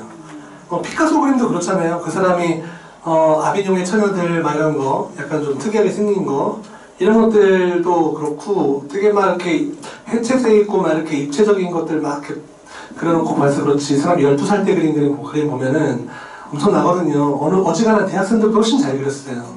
예, 원래 그림을 그렇게 훌륭하게 그리는 사람들이 자 그래서 이제 이걸 좀 말씀드리고 싶습니다. 새로워야 된다. AI는 스스로 아직 뭔가 새롭게 창조하지는 못하고 있어요. 일단은 기본적으로 명령권자가 필요하죠. 그리고 그 명령을 입힌 사람의 센스가 필요합니다. 그러니까 아까도 제가 이미지 몇 가지를 만들어서 보여드린 것들이 있잖아요. 제가 거기서 조금 더 제가 만약에 선생님들께 더 충격을 드리려고 했으면은 그 안에 들어가는 단어들이나 이런 것들을 훨씬 더 정교하게 써서 이렇게 넣었을 거예요. 근데 문제는요. AI가 인간이 하는 걸 못하는 게 뭔가 아니야. 취업을 못한다. 그 감각. 그렇죠. 바로 그걸 말씀드리고 싶습니다. AI는 감각이나 감정이 없죠. 사람 같은 감정이 없기 때문에 새로움이라는 걸 이해를 할 수가 없어요. 그게 예. 토탈 그 종합 데이터 박스에서도 할 수 있는 거 그게 자체가 아무리 뭐 머릿속에 들 것 많아도 갖고 있는 게 많으니까 양도 크단 말이에요. 그렇죠. 움직일 수가 없잖아요. 근데 절대로 인간 따라올 수가 없어요. 그거에다가 말씀하신 그 맥락이 좀 비슷한 게 뭐냐면은 그것까지 다 해버리면 사람이 필요 없지. 그러니까. 그것까지 그렇게 욕심을 많이 내면 안 돼. 애원이 지금 자, 선생님들 말씀하신 말씀이 맞습니다. 그리고 거기다 플러스로 제가 좀 말씀을 좀 보태드리자면요. 원래 기본적으로 그림을 안 그려본 사람들은 몰라요. 예, 그림을 안 그려본 사람들이 모르는 게 있습니다. 그게 뭐냐면 창작이라는 게 그런 게 아니거든요, 사실은. 예, 제가 좀 미리 좀 써놓은 게 있거든요. 말씀 꼭 전달드리려면 독창적이다라는 거. 그러니까 예술이라는 창작 과정의 원래는 전달하려는 내용이 뭔지를 먼저 정해야 되는 게 중요해요. 사실 저 그림 되게 잘 그립니다. 그림을 엄청 잘 그려요. 개인적으로 AI 못지않게 잘 그린다고 생각합니다. 근데 그거 안 중요하거든요. 제가 대학 가서도 또는 대학 졸업하고 나서도 전시를 준비를 하면서도 제가 항상 걱정이고 고민인 게 뭐냐면 어떻게 그리지? 이런 걱정이 안 됩니다, 사실은. 뭘 그릴지가 도저히 생각이 안 나서 미치겠는 거예요, 진짜로. 뭘 해야 될까? 어떤 영감을 받아서 어떤 걸 표현해야 될까 때문에 진짜 창작이 아니라 창작의 고통이 느껴질 정도로 진짜 엄청 고민을 하고 고생을 하게 되는 건데 그 AI에 약간 좀 그 눈이 꽂혀있는 사람들은 그게 어떻게 만들었는지에 많이 이렇게 시선이 꽂혀있는 경우가 많아요. 그 AI 작품이 무엇을 이야기하고 있는가? 이런 거를 생각하는 게 아니라 그리고 사실 원래 사람이 그렇다고 해서 순수하게 독창적으로만 예술을 해왔느냐라고 한다면 그건 또 아닙니다, 사실. 당장 우리 피카소 얘기했었지만 피카소도 사실 친구 그림 베낀 거예요. 블라크라는 작가 그림 베낀 거고 블라크도 사실은 또 피카소에게 영향을 받았고요. 서로 간에 영향을 받고 어떤 그 영향을 받는 데 있어서 되게 다른 다양한 레퍼런스를 많이 모으게끔 돼 있죠. 순수하게 자기 머릿속으로 세상에 아무것도 없었던 거, 한 번도 본 적도 들은 적도 생각해 본 적도 없는 걸 어느 날 갑자기 하고 생각하고 그리는 사람은 없습니다. 전혀. 항상 수집하고 그거를 재생산하는 거죠. 네. 네, 그거를 다 AI가 조금 더 쉽게 만들어줄 수는 있죠. 근데 AI한테 목표를 정해주지 않으면 못 만듭니다. 아예 만들질 않죠. 네, 최소한 명령을 내려야지 움직이잖아요. 네. 스스로 AI가 만들어볼까? 하지 않습니다. 네. 그러니까 새로운 생각까지 흘러가질 못하죠. 아직까지는. 그만큼 사람의 생각을 쫓아가지는 못하고 있습니다. 아직도. 그리고 마지막으로 진짜 중요한 걸 말씀드릴게요. 윤리적인 부분입니다. 윤리적인 부분.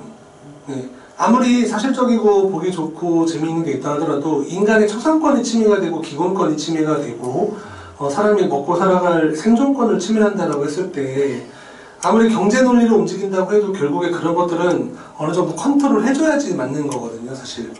그래서 앞으로 이 각각의 국가들, 나라들이 이제 어떤 윤리적인 가이드라인을 만들어서 AI 이렇게 써라, 그래도 이 정도까지 쓰지 마라, 이런 거를 좀 정해주는 게 꽤 중요할 거고 아마 그런 일들은 일어날 겁니다. 왜냐하면 당장 회사들이 일어나기 시작했거든요. 우리 내 저작권 침해당하고 싶지 않다. 사람은 원래 그렇다고 아까 말씀드렸죠. 나한테 남이 다치는 거는 솔직히 우리 영화 같은 거나 드라마 볼 때 어떤 사람이 양치하다 이빨 부러지고 뭐 길 가다가 돌뿌리 걸려서 넘어지고 머리통 어디 부딪히고 하는 거 보면은 우스꽝스럽게 연출되면 재미있잖아요. 내가 겪는 일이 아니고 저게 실제로 일어나는 일은 아니다라는 게 이렇게 우리가 서로 간에 어떤 약속된 느낌이 있으니까. 그런데 내가 양치하다 이가 빠지고 내가 어디 가서 부딪히고 이러면은 이거는 심각한 거거든요. 예. 그러니까 지금까지는 AI가 우리의 삶에서 좀 침해를 이제 슬금슬금 들어온다고 했을 때 과연 계속 그렇게 가만히 있을까 사람들이. 예. 회사들도 들어오고 일어나기 시작했고 작가들도 이제는 요즘은 어떤 걸 하냐면요, 본인들 그림에 이것은 사람이 만들었습니다 라고 태그를 다는 게 유행이에요. 예. 그리고 그 그림들이 더 비싸요. 실제로 더 비싸게 팔립니다. AI 그림들은 당장은 되게 이슈가 돼요. 이슈가 되고 괜찮다 새롭다 하다가 결국엔 질리고 결국에 다시 돌아옵니다. 참 재미있죠. 그래서 이런 뭐랄까요, 목적과 철학이 없는 방식으로 기술만 발전을 한다고 해서 그 기술이 세계를 완전히 다 지배할 것이다 라고 보기에는 어렵습니다. 왜냐하면 그게 사람의 본성이 그렇습니다. 이거 자꾸 이렇게 쉽게 말씀드리는데, 예를 들면 우리 그런 거 있죠. 이렇게 눈에다 크게 쓰고서 가상현실 체험하는 VR 기기, 이런 게 세상을 휩쓸 것 같았잖아요, 처음 나올 때. 특히 왜 이 쓰고 다니는 것도 나왔었어요. 그걸 쓰고 있으면 전 체험을 해봤거든요. 처음에 되게 충격받았습니다. 안경 같은 건데 그 대신에 머리에 또 이렇게 써야 돼요. 이걸 쓰고 이렇게 딱 길거리 나오면요, 사람들이 다 보여요. 보이는데 그 사람의 어떤 앞으로 동선이나 이런 게 예측되는 라인이 막 뜨고, 그 가게나 이런 데서 메뉴 같은 게 딱딱딱 뜨고 내가 손을 가지고 이렇게 하면은 막 이렇게 떠요. 막. 그러면서 내가 이제 앞으로 어떻게 하는 게 어떻게 더 편하게 되고 뭐 다 뜨거든요. 근데 쫄딱 망했습니다. 왜냐? 그걸 쓰고 다니고 싶지는 않은 거예요, 사람은. 예. 창피하는 거죠. VR 기기도요, 그렇게 인기 많지 않습니다. 왜냐? 눈 나빠지기가 싫거든요. 눈 나빠지는 게 싫으니까. 아주 단순한 이유예요. 불편한 게 싫고 좀 귀찮은 게 싫은 거예요, 사람들은. 당장은 좀 새로워 보이는 것에 쉽게 눈이 가죠.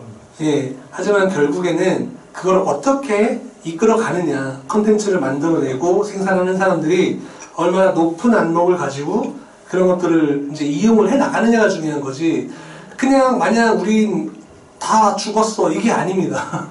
그래서 혹시라도 누군가가 어딘가에서 AI 때문에 예술가를 싹 다 굶어 죽을 거야 이런 얘기 하신다면 당신은 그렇게 생각하는 것도 아마 예술의 한 잘 재밌는 소스가 될 거야 이렇게 생각하시면 될 거예요. 왜냐하면 옛날에도 그렇게 얘기했던 사람들 많거든요. 그 사람들이 했던 말들이 지금은 조롱거리로 남아있어요.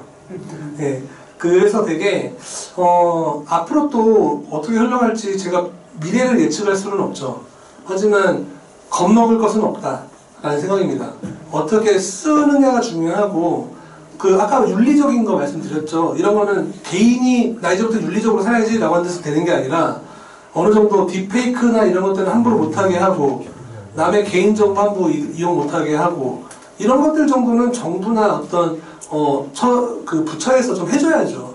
그런 것들을 해주고, 기업들은 또 기업들 나름대로 자체 어떤 소스들을 개발을 하고 서로 간에 좀 경쟁을 하고 이러면서 어느 정도는 또 흘러갈 겁니다. 처음에 카메라 그렇게 무서웠던 존재지만 지금은 우리 주머니 속에 다 있으면서 우리 추억을 담아주는 존재가 됐잖아요. 예. 그런데 AI라고 200년 뒤에는 우리의 어떤 삶을 보조해주는 아주 충실한 친구가 돼 있을 수도 있겠죠. 우리 핸드폰처럼. 예. 예, 그런 상황을 생각하면요, 새롭게 앞으로 항상 생각해 나가고 하는 인간의 능력을 믿으시라. 예. 그리고 인간은 생각보다 더 많은 것을 해내왔고 앞으로 더 많이 할 수 있는 존재들이다. 이렇게 생각하시면 될 것 같고요. 더 드리고 싶은 말씀은 많았는데 마지막으로 말씀드릴게요. 예, 이제 AI는 비판하거나 찬양하는 데 그치지 말고 예술을 확장시킬까 아니면 질식시킬까의 문제가 좀 있었는데 정답은 우리 선택에 달렸습니다. 우리가 이것을 어떻게 쓰려고 할 것이냐. 예, 그래서 아까 말씀드린 것처럼 정부가 윤리적 가이드라인 만들어주고 필터링 기능 만들어서 이런 건 못 쓰게 하고, 그리고 예술계는 창작의 주권을 좀 지키는 거죠. 자기가 그냥 주태 없이 쫓아다니는 게 아니라 내 철학과 어떤 지식을 쌓으려는 노력들을 해주고요. 예, 그렇게 해서 인간적으로 좀 이렇게 AI를 쓰려는 노력들을 해주면 될 것이다. 저는 그렇게 생각합니다. 네, 오늘 강의 여기까지 하겠습니다.